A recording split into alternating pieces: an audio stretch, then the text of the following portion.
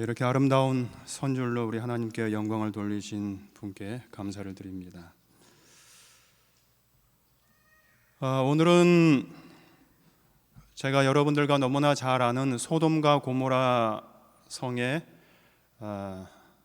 그 사건을 통하여서 말씀을 좀 연구하도록 하겠습니다. 제목은 의인의 사명이라고 정했지만 부제는 소돔과 고모라 성으로 가시는 하나님의 모습 다시 보기라고 하는 부제를 제가 정했습니다. 우리 다 함께 창세기 18장에 있는 말씀을 다 펴셔서 보도록 하겠습니다. 창세기 18장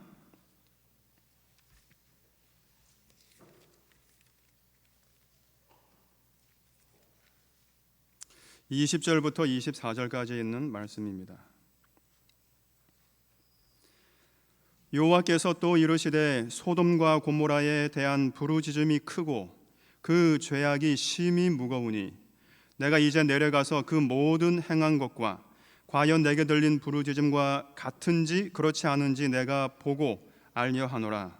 그 사람들이 거기서 떠나 소돔으로 향하여 가고 아브라함은 여호와 앞에 그대로 섰더니 아브라함이 가까이 나아가 이르되 주께서 의인을 악인과 함께 멸하려 하시나이까.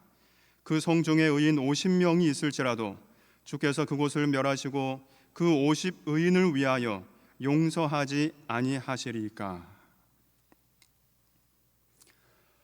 많은 그리스도인들에게 이렇게 물어보면 대부분의 그리스도인들은 어떤 선택을 할까 하는 것입니다. 한쪽은 구약의 커튼이 있고 또 한쪽은 신약의 커튼이 있습니다. 이 커튼을 열면 하나님이 계십니다. 그러면 많은 그리스도인들이 어떤 커튼을 선택을 할까요? 신약의 커튼일까요? 구약의 커튼일까요? 왠지 구약의 커튼을 열어 제치기에는 뭔가 좀 부담스럽고 또 긴장이 됩니다. 어떤 의미에서 신약의 커튼은 훨씬 더 친근하고 부드럽고 그래서 그렇게 큰 긴장 없이 이렇게 열어 젖힐 수 있을 것 같은데 구약은 왠지 그렇게 쉽게 다가서기가 그렇게 좀 부담이 됩니다. 오늘 우리가 이렇게 방금 읽었던 소돔과 고모라의 성을 생각할 때에 우리들의 생각 속에 제일 먼저 떠오르는 영상이 무엇일까? 하나님의 그 진노한 모습, 또 그 손에 들려져 있는 회초리, 또 급한 발걸음, 이런 것들이 연상이 됩니다. 근데 만약에 우리의 마음속에 그런 그 영상들이 이렇게 스쳐 지나가면 창세기 18장, 우리가 이렇게 봤던 이 18장은 뭔가 맞지 않는 것들이 많이 있습니다. 그리고 거기에 나타나신 하나님의 모습 가운데 중요한 무엇인가를 놓칩니다. 그래서 오늘 이 소돔과 고모라 성에 다가가시는 하나님의 모습을 통해서 하나님의 본래의 모습이 무엇이었을까를 좀 상고하고자 합니다. 정말 하나님께서 분노하시고 진노하시고 손에 회초리를 들고 뭔가 이렇게 소돔과 고모라를 심판하기 위해서 가신다면 창세기 18장에 나와 있는 그 앞부분은 뭔가 조금 맞지가 않는 장면입니다. 그건 뭐냐면 이 아브라함의 집을 아브라함의 초청을 받고 방문하는 사건이 나옵니다. 소돔과 고모라를 그렇게 급하게 멸망시키려고 했다면 왜 굳이 아브라함의 집을 들려서 가는 그 우회의 길을 택하시고 그것도 거나게 차린 식사 대접에 다 응하시면서 그렇게 하셨을까? 사실 하나님은 하늘에서도 소돔과 고모라의 모든 일들을 다 보시고 아셨습니다. 무엇이 큰 죄악이고 그들이 어떤 일을 행하고 있는지를 너무나 잘 아셨어요. 그래서 심판을 내리려면 하늘에서 얼마든지 하실 수 있으셨습니다. 그런데 왜 내려오셔야 하셨을까 하는 것입니다. 내가 이제 내려가서 이런 표현이 나와요. 정말 내려가서 소돔과 고모라의 모든 일들을 다 살피기에는 시간을 많이 필요로 하는 그런 일입니다. 그런데 왜 하나님께서는 그 길을 선택하셨을까 하는 것입니다. 그래서 하나님께서 구약의 사건을 이렇게 보면은 뭔가 심판을 하시고 심판에 대한 집행이 있을 때에는 뭔가 이렇게 공통되는 그분만이 가지고 있는 습관이 하나가 있는 것 같아요. 그것이 제일 처음 아담과 하와가 범죄한 이후에 하나님께서 보이신 그 사건에서부터 시작이 됩니다. 우리가 잘 아는 대로 아담과 하와가 선악과 나무 아래에서 죄를 지었을 때에 하나님께서 바로 심판하실 수 있으셨어요. 내가 정령 죽을 것이라고 말씀하셨기 때문에 얼마든지 바로 즉각적으로 심판을 선언하시고 집행하실 수 있으셨는데, 그 창세기 3장에 보면은 이렇게 되어져 있습니다. 날이 저물고 바람이 서늘할 때까지 기다리시는 모습이 나타나요. 3장 8절에 그 남자와 그 아내는 날이 저물고 바람이 서늘할 때에 주 하나님이 동산을 거니시는 소리를 들었다. 이렇게 새 번역에는 번역이 되어져 있습니다. 하나님께서 심판을 바로 집행하실 수 있으셨는데 그렇게 하지 않으셨어요. 거기에 보면은 동산을 거니시는 소리를 들었다 그랬는데, 그 거니시다라고 하는 말의 그 원어를 이렇게 살펴보면 하나님의 어떤 의지가 나타납니다. 이게 그 제기 분사형을 썼는데, 그것은 동작이 쉼없이 끊임없이 계속되고 있는 모습을 드러낼 적에 거니셨다라는 말을 그렇게 선택적으로 사용을 하셨어요. 왜 동산을 계속해서 거니셨을까? 왜 거니시려고 하셨을까? 하나님께서 그 거니시는 발걸음을 멈추면 그때 심판을 선언해야 합니다. 그래서 어떻게 해서든지 하나님께서는 심판을 조금 늦춰보고자 하는 그 모습, 그 마음이 이 성경절에서 그 분위기로 읽혀집니다. 계속해서 거니시는 것입니다. 하늘 법정에서 하나님께서 심판의 책을 펼쳐놓고 얼마든지 신문하시고 또 심판에 대한 집행을 행하실 수 있는데 그렇게 하지 않으셨어요. 굳이 그날 서늘할 때까지 기다리셨습니다. 하나님께서는 죄를 지은 인간, 그분의 고귀한 손으로 창조함을 받은 그 인간을 심판하실 적에 그렇게 서두르기를 원하지 않으십니다. 어떻게 해서든지 조금 늦춰보려고 하는 거예요. 저도 그랬지만 모든 부모님들이 그런 경험이 있을 것입니다. 아이가 마당에서 놀고 있는데 이제 밥때가 됐어요. 그럼 이제 엄마가 부릅니다. 얘야, 그만 놀고 들어와서 밥을 먹어라. 아이들이 말을 듣지 않죠. 계속 놉니다. 그럼 엄마가 약간 톤을 높이죠. 얘야, 그만 놀고 빨리 들어와서 밥 먹어. 밥이 식는다. 그래도 안 들어와요. 그러면 부모님이 뭐라고 이야기합니까? 그래, 내가 셋 셀 때까지 들어와야 된다. 셋 셀 때까지 안 들어오면 너 혼날 줄 알아라. 그리고 이제 카운트다운을 합니다. 하나, 들어옵니까? 안 들어와요. 조금 더 소리를 크게 합니다. 둘, 안 들어옵니다. 이제 무슨 숫자를 부릅니까? 네? 예, 역시 우리 삼육대학 우리 어머님들은 다 똑같습니다. 부모님의 심정이에요. 엄마의 심정이에요. 셋 부를 것 같은데 지금 다 대답이 뭐라 그러냐면 둘 반 이래요. 그 이야기 안 했어요. 셋 셀 때까지 들어와라 그랬는데 엄마는 그렇게 이야기 안 합니다. 둘 반 그래요. 들어옵니까? 안 들어와요. 그럼 이제 뭐를 불러야 됩니까? 예, 역시 이심전심입니다. 다 똑같아요. 둘의 반의 반 이래요. 둘의 반의 반의 반. 이게 뭘 이야기하는 겁니까? 뭘 이야기하는 거예요? 셋 해버리면 이제 더 이상 여지가 없어요. 엄마의 그 자존심도 있고 뭐 더 이상 여지가 없습니다. 그래서 어떻게 해요? 셋 세기 전에 빨리 좀 와라, 그런 의미예요. 자꾸 늦추는 것입니다. 우리를 만드신 우리의 부모님, 우리의 아버지, 우리 하나님도 똑같아요. 셋을 부를 수가 없는 거예요. 그래서 내가 좀 내려가 봐야 되겠다, 이런 표현을 씁니다. 정말 이 백성들이 그러한 행동을 하고 있는지 아닌지 내가 좀 내려가 봐야 되겠다.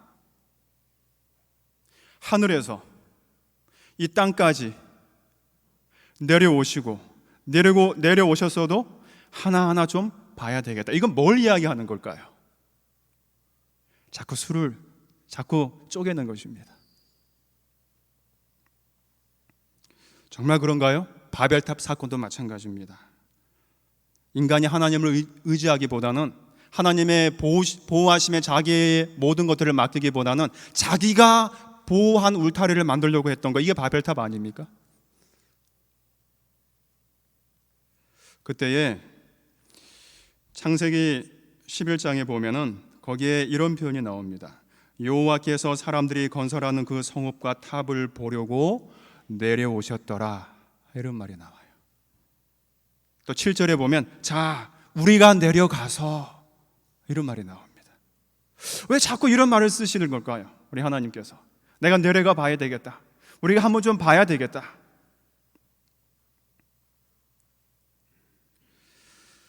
하나님께서는 인간의 잘못에 대하여 무엇인가 심판을 행하시려고 하실 때에 하시는 일이 있는데, 그것은 내가 좀 내려가 봐야 되겠다고 하는 것입니다. 하나님의 습관이에요.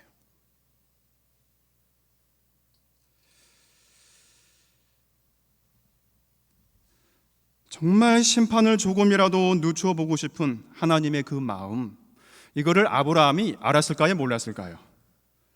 당연히 알았죠. 여러분, 성경에 보면요, 아브라함과 하나님은 굉장히 사이가 친밀한 존재로 나타납니다. 정말 친밀했어요. 그래서 굳이 대화 속에 말이 많지 않더라도 아브라함은 하나님의 무슨 말씀을 하시려고 하시는지 알았고, 하나님도 마찬가지였습니다. 창세기 15장에 보면 그런 말이 나와요. 15장 1절에 보면 이후에 여호와의 말씀이 환상 중에 아브라함에게 임하여 이르시되 아브라함아 두려워하지 말라, 나는 너의 방패요 지극히 큰 상급이니라, 이렇게 이야기를 했더니 2절에 보면 아브라함이 뭐라고 하나님께 이야기했냐면, 아브라함이 이르되 주 여호와여 무엇을 내게 주시려 하나이까, 이렇게 이야기해요. 여러분, 어떤 대화가 자연스럽습니까? 하나님께서 아브라함에게 그래 내가 이제 너에게 뭘 하여 줄까? 의문문으로 물어봐야 되잖아요. 내가 뭘 줄까? 그러면 무엇을 주시려 하나이까? 뭔가 이렇게 이야기가 됩니다. 그런데 하나님께서는 평서문으로 나는 너의 지극히 큰 상급이니라 라고 했더니 벌써 아브라함은 알았어요, 그 의미를. 그래서 뭐라고 이야기하냐면 나에게는 자식이 없사오니, 거기 그렇게 나와요. 나의 상속자는 이 다메섹 사람 엘리에셀이니이다, 이렇게 이야기해요. 그랬더니 하나님께서 뭐라고 이야기하시냐면 그 사람이 내 상속자가 되지 아니할 것이고 너의 몸에서 난 자가 너의 상속자가 될 것이다. 뭔가 좀 동문서답형으로 좀 이렇게 대화가 진행되는 것 같아요. 아는 것입니다. 하나님과 아브라함은 뭔가 대화를 하면 뜻을 알아요. 제가 그것을 보면서 나도 하나님과 이런 사이가 되면 얼마나 좋을까. 다른 사람들의 볼 적에는 무슨 대화하는 거야? 뭘 이야기하는 거지? 그래도 아는 거예요. 하나님과 아브라함은 그렇게 친밀한 사이였습니다. 많은 대화가 필요 없었어요. 긴 문장이 필요하지 않았습니다. 그저 아는 거예요. 아침에 아이가 엄마에게 엄마 밥 이러면은 그거 완전한 문장입니까? 엄마 밥, 다 명사잖아요. 동사도 없고 목적어도 없고. 근데 엄마가 어떻게 합니까? 주방으로 가요. 밥을 차려 옵니다. 엄마 돈. 그러면 어떤 엄마가 아이고 착해라, 네가 나한테 돈 주려고? 이렇게 이해하는 부모님은 아무도 없어요. 그냥 엄마가 지갑을 엽니다. 이 아브라함과 하나님은 그런 사이였어요. 뭔가 너무 이렇게 친밀했습니다. 관계가 가까울 때에는 뭐 그렇게 많은 설명이 필요 없는 것 같아요. 모세와 하나님도 마찬가지였습니다. 떨기나무에서 모세가 그랬어요. 하나님의 이름을 뭐라고 해야 됩니까? 그렇게 이야기했을 때 하나님께서 뭐라고 이야기합니까? 모세에게 하나님의 이름을 물으면 뭐라고 이야기합니까? 하나님의 이름이 뭡니까? 라고 이야기할 적에 하나님이 뭐라고 이야기해요? 나는 스스로 있는 자니라. 영어로 말하면 더 분명하죠. I am who I am. 나는 나다 이거예요. 나는 나다. 여러분, 그게 이름이 될 수 있어요? 나는 나다. 여러분, 이렇게 남편이 밖에서 일하고 들어왔다가 초인종을 누르는데 띵동 눌렀어요. 안에 있는 아내가 누구세요? 라고 물어봅니다. 그러면 여러분들 뭐라 그럽니까? 나 당신의 남편이야. 이렇게 이야기하는 사람 거의 없죠. 그죠? 나 당신의 남편 한규인이야. 이렇게 이야기 안 해요. 그렇죠? 뭐라고 이야기하죠? 나야 이래요. 아이가 학교에서 집에 오는데 초인종을 눌렀어요. 누구세요? 안에서 엄마가 물어봅니다. 그럼 아이가 뭐라 그래요? 엄마가 사랑하는 아들. 이렇게 이야기합니까? 아이가? 엄마가 사랑하는 딸. 그래요? 안 그래요. 뭐라 그러죠? 나야 이래요. 거기에는 음색이 있고 거기는 벌써 아는 관계가 이렇게 존재합니다. 나는 나야 이거예요.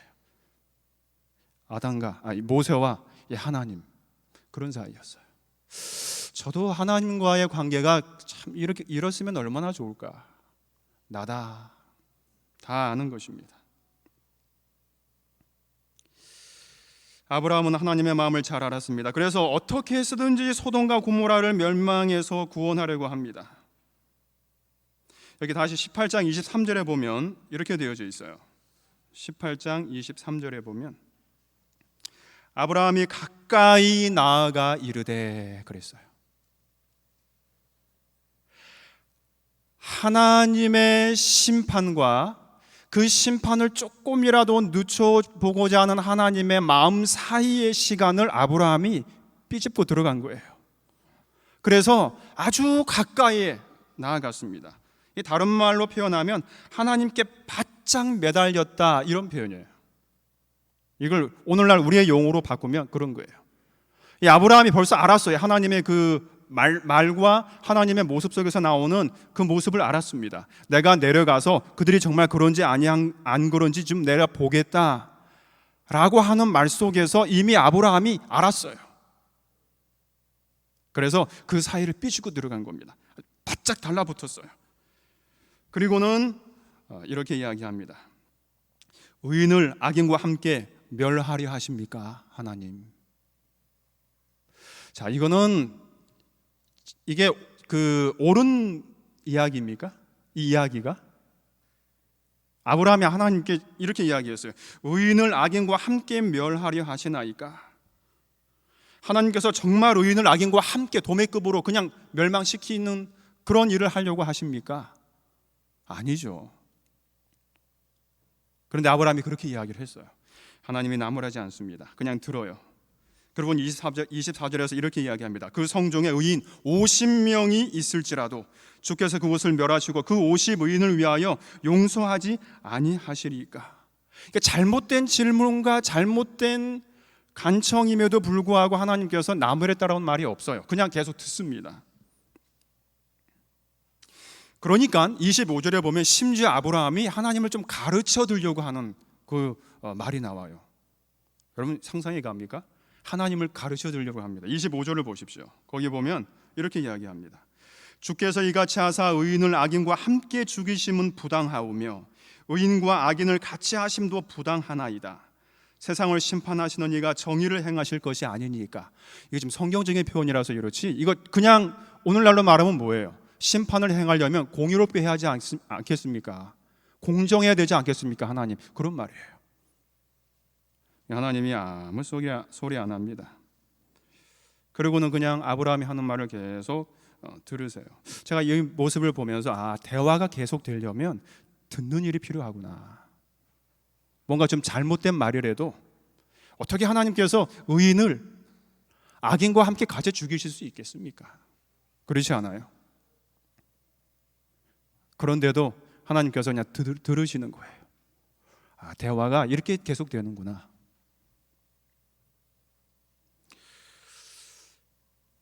아브라함의 마음을 아신 것입니다.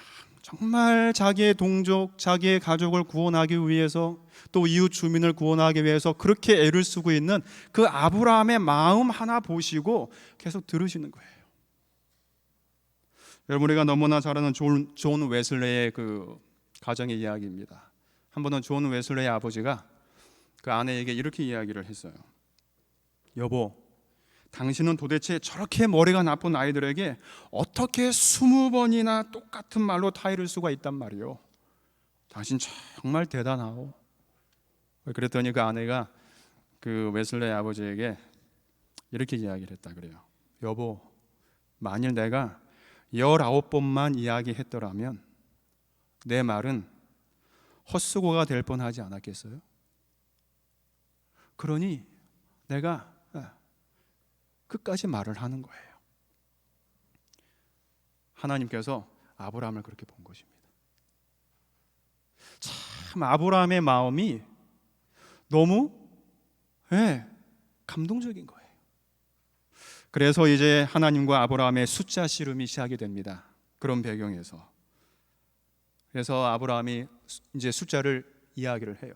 50명이면 어떻게 하겠습니까? 의인 50명이면 어떻게 하겠습니까? 아마 아브라함이 그렇게 생각했을 것입니다. 내가 너무 많이 불렀나? 그리고는 하나님께 다시 이야기합니다. 45명이면 어떻게 하시겠습니까? 그랬더니 하나님께서 오케이, 내가 용서하마. 40명이면요? 그것도 오케이, 내가 용서하마. 그래요? 그러면 30명이면 어떻게 하시겠습니까? 저 같으면 그런 말을 했을 것 같아요. 시간 없다, 빨리 이야기해봐. 근데 성경에는 그런 말이 없어요. 그냥 계속 아브라함이 이야기합니다. 30명은요? 오케이, 그럼 내가 용서하마. 이 아브라함은 이제 하나님의 눈치를 조금 보면서 20명이면 어떻게 했어요? 20명? 오케이, 내가 용서하지. 아마 이 아브라함은 눈을 찔끔 감으면서 말했을 것입니다. 하나님, 10명은요? 10명? 그래, 그래도 멸하지 않으마. 그리고 33절입니다. 여호와께서 아브라함과 말씀을 마치고 가시니 아브라함도 자기 곳으로 돌아갔더라.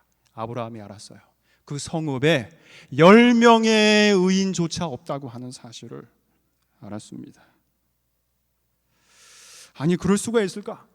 롯의 가정만 해도 몇인데, 여러분, 롯의 가정만 해도 대략 짐작으로 성경에 나와 있는 데이터를 통해서 보면 대략 최소한 8명은 됩니다. 롯과 그의 부인, 시집가지 않은 딸 둘, 그 다음에 성경에 보면 시집간 딸들, 사위들 그랬어요. 복수.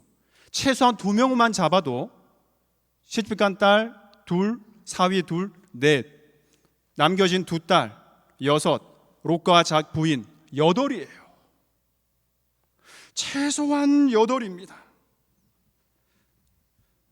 그런데 문제가 남습니다. 롯과 그의 가족들은 거기서 무엇을 했을까 하는 거예요. 그 소돔과 고모라 성에서 도대체 롯과 그의 가족은 거기서 무엇을 했을까? 최소한 2명만이라도 하나님을 증거하여서 하나님을 믿게 할 수도 있었을 텐데 도대체 무엇을 한 것일까? 여러분, 의인이 뭐죠? 의인이 뭡니까? 성경에서 이야기하는 의인이 뭘까요? 지금 소돔과 고모라 성을 두고서 아브라함이 하나님께 의인 10명이라고 했을 적에 그 의인은 뭘까요? 여러분, 이게 지금 18장인데 창세기 15장에 보면 아브라함과 하나님의 대화가 나옵니다. 우리가 방금 보았던 그 대화 속에서 하나님께서 이야기를 하셔요. 거기서 의인을 뭐라고 이야기했냐면 창세기 15장 6절에 보면 아브라함이 여호와를 믿으니 여호와께서 이를 그의 의로 여기셨다, 이렇게 돼 있어요. 여러분, 의인이 뭔가 거창한 게 아닙니다. 뭐 태산을 옮겨서 뭐 어떻게 하고 뭐 정말 죽을 고비에서 뭔가 하나님을 붙잡고 이런 것이 아니고, 지금 이 소돔과 고모라 성의 사건에서 이야기하는 의인은 창세기 15장에 나오는 거예요. 아브라함이 여호와를 믿으니 하나님께서 그를 의로 여기셨다 하는 거예요. 그러면 소돔과 고모라에는 하나님을 믿는 사람이 그렇게 없었나 하는 거예요.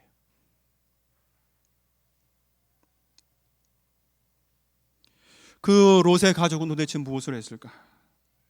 이 부주와 선지자 168쪽에 보면 거기에 그 롯의 실패를 이렇게 이야기했습니다. 화이프님께서 띄워주시면 같이 보도록 하겠습니다. 부주와 선지자 168쪽에 롯이 소돔에 들어갔을 때 그는 자신을 온전히 죄악에 물들게 하지 않고 가족들을 명하여 자신을 따르게 하려고 하였다. 처음에 그렇게 했어요. 정말 예배도 드리고 너희 절대로 여기서 죄악의 유혹을 받으면 안 되니 우리가 예배를 드리자, 그렇게 했어요. 그러나 그는 크게 실패했다. 이유가 뭐냐면 주위에 부패시키는 감화는, 이렇게 나와요. 그 주위에 부패시키는 감화는 그 자신의 믿음에 영향을 끼쳤으며 그 자녀들에게도 영향을 줬다는 말이 나와요. 주변에 부패시키는 그 환경, 그것이 처음에는 견딜 수 있었습니다. 여러분, 그 높은 곳에서 떨어지는 그 물방울이 바위를 뚫는 것은 그 물방울의 힘 때문이 아니라 뭐라는 이야기가 있습니까? 그 떨어지는 빈도수에 의해서 구멍이 뚫린다는 거예요. 처음에는 롯이 가족들을 정말 하나님의 말씀의 울타리 안으로 묶으려고 애를 썼어요. 그러나 주변에 부패시키는 감화가 계속해서 이 가정의 문을 두드린 것입니다. 이 아브라함은 그러한 소돔과 고모라 성을 멸하시려고 하실 때에 그 하나님의 마음을 알았어요. 어떤 마음인지. 정말 회초리를 들고 그래 너 이런 잘못을 했지, 그런 것이 아니라고 하는 것을 알았습니다. 그런데 제가 이 아브라함과 이 하나님의 대화를 이렇게 보면서 또 하나의 대화가 이 말씀을 준비하면서 기억이 났습니다. 그것은 아브라함 이후 400년 이후에 하나님과 아브라함의 그 까마득한 먼 후손 모세가 시내산에서 대화를 나누는 장면이에요. 우리가 너무나 잘 압니다. 하나님께서 모세에게 십계명을 주시기 위해서 시내산으로 부르십니다. 그곳에서 한참을 머무르고 있었어요. 그때 밑에 있던 백성들이 기다릴 수가 없었어요. 그래서 아론에게 그렇게 이야기합니다. 우리 이제 기다릴 수가 없으니 애굽에서 우리가 섬겼던 그 우상을 좀 만들어서 좀 보이는 곳을 대상으로 해서 좀 우리가 경배를 좀 해야 되겠다. 그래서 송아지를 만들고, 그 성경에 보면 송아지를 만들고 그 다음에 거기에다가 뭐라고 이야기하냐면 아론이 정말 있을 수 없는 말을 했습니다. 이 송아지가 너희를 애굽 땅에서 인도하여 낸 너희의 하나님이다 그랬어요. 그것으로 끝난 것이 아니고 그 송아지 앞에다가 번제와 화목제를 드리고 먹고 마시면서 춤을 췄습니다. 여러분, 이방 종교에서 춤은 음란한 춤이었어요. 여호와께서 그것을 보시고 모세에게 그렇게 이야기합니다. 너 이제 빨리 내려가거라. 왜죠? 그랬더니 하나님께서 지금 그 아래서 벌어지는 사건들을 다 이야기하셨어요. 그리고는 그렇게 이야기합니다. 이제 내가 저 백성들을 다 진멸하고 너를 통하여 민족을 이룰 것이다. 그랬어요. 그때 모세가 세 가지를 이야기합니다. 하나님께. 출애굽기 32장에 보면 거기 이렇게 이야기합니다. 어찌 그리 큰 권능과 강한 손으로 애굽 땅에서 인도하신 이스라엘 백성에게 화를 내십니까? 이렇게 이야기하고, 두 번째로는 어찌하여 애굽 사람에게 아하 여호와께서 이스라엘 백성들을 이 산에서 죽게 하려고 인도하여 냈구나 라고 비웃게 하는 빌미를 제공하실 수 있습니까? 하나님. 그 다음에 세 번째로는 뭘 이야기했냐면, 그러면 400년 전에 아브라함과 약속한 약속은 어디 있습니까? 하늘의 별처럼 너의 후손들이 많을 거라 그랬는데 그 약속 어디 있습니까? 이렇게 모세가 이야기를 했어요. 그랬더니 하나님께서 가만히 듣더니 하나님께서는 참 그 마음이 그러신 것 같아요. 그래서 거기 뭐라고 되어 있냐면 32장 4절에 보면, 그래 네 말을 듣고 보니까 또 그런 것 같다. 그래서 여호와께서 뜻을 돌이키사 그랬어요. 뜻을 돌이키사 말씀하신 화를 그 백성에게 내리지 아니한지라. 모세가 어떤 생각을 했겠습니까? 여러분이라면 어떤 생각을 했겠어요? 저라면 좀 우쭐했을 것 같아요. 야, 우리의 조상 야곱은 약복강에서 하나님과 겨우 내가 이겼는데 나도 이 시내산에서 하나님께 이렇게 이야기를 해가지고 하나님의 설득을 당해서 내가 이렇게 또 큰 일을 했구나. 아마 그런 생각을 할 수도 있었을 겁니다. 의기양양하게 아마 내려왔을 것입니다. 내려오는데 일이 발생됐어요. 뭔가 이상한, 괴상한, 망측한 소리가 들리는 거예요. 여러분, 이게 모세에게 얼마나 큰 충격이냐면 이런 겁니다. 지금 우리 교우님들이 오늘 저녁에 이제 예배드리기 위해서 이 거룩한 성전으로 이렇게 오는데, 갑자기 여러분, 교회에서는, 성전에서는 무슨 소리가 들려야지 정상적입니까? 찬미 소리잖아요. 그렇죠? 근데 이곳에서 갑자기 팝, 락, 뭐 이런 이상한 음악들이 막 들리는 거예요. 그럴 때 마음속에 받는 충격이에요. 경건하게 예배드리고 기도하고 이러는 것이 아니고 춤추고 뛰고 거의 옷을 벗은 상태에서 춤을 추고, 모세가 내가 잘못 내려왔나 아마 그런 생각을 했을 수도 있겠습니다. 점점 내려가 보니까 정말 충격적인 모습을 본 겁니다. 그때의 모세가 어떤 행동을 하냐면 32장 19절에 보면, 진에 가까이 이르러 그 송아지와 그 춤추는 것을 보고 크게 노하지 않겠습니까? 여러분도 그러지 않겠어요? 교회에 왔는데 그런 일들이 벌어지고 있으면 의분이 일잖아요. 모세가 크게 노하여, 여기 뭐라 그랬냐면 그 판들, 하나님께서 만드신 그 십계명 그 돌판을 산 아래로 던져 깨트리니라 그랬어요. 박살을 냈어요. 모세는 손을 부르르 떨면서 자신의 손에 있는 십계명을 산 아래로 내 던졌습니다. 참을 수가 없었던 거예요. 갑자기 그냥 일어난 일입니다. 그 모습을 보고, 그 떠드는 모습을 보고, 춤추는 모습을 보고, 그 송아지를 보고 절하는 걸 보고 앞에 안 보인 거예요. 모세가 그 돌비를 내동댕이를 쳤는데 박살이 났어요. 그럼 모세가 무슨 생각을 했을까요? 조금 전에 하나님께서 자신이 지금 보고 있는 그 장면을 그대로 말씀하시고 설명할 적에 그때의 하나님의 말씀과 모습이 떠올랐을 것입니다. 그때 모세가 하나님께 그런 말을 했죠. 하나님, 속 좁은 사람처럼 왜 그러십니까? 그러한 루트로 간청을 하는 그 순간에도 하나님께서는 이스라엘 백성들이 그렇게 행하고 있는 모습을 보시고 있는 중이었어요. 그렇게 성화제에다가 절을 하고 춤추고 먹고 마시고 뛰고 날뛰고 그러는 모습들을 보고 있는 중에 동시에 모세가 하나님께 한 말을 들으신 거예요.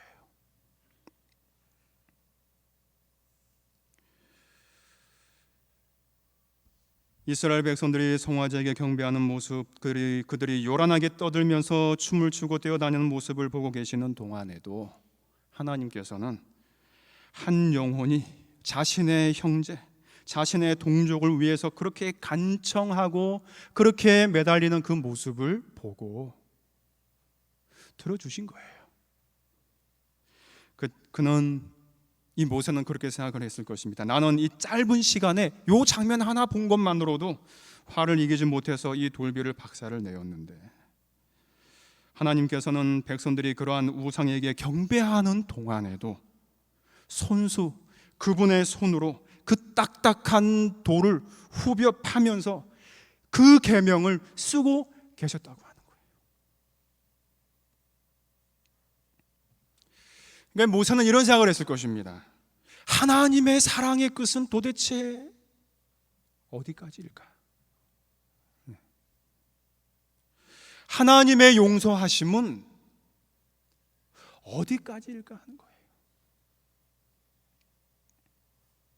하나님을 떠나서 우상에게 경배하는 바로 그곳에까지도 한 연약한 종이 간청하고 간구하고 매달렸을 때에, 그때에 그것을 들으시는 하나님의 사랑을 모세가 그때 깨달은 것입니다.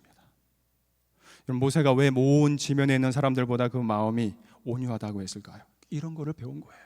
모세는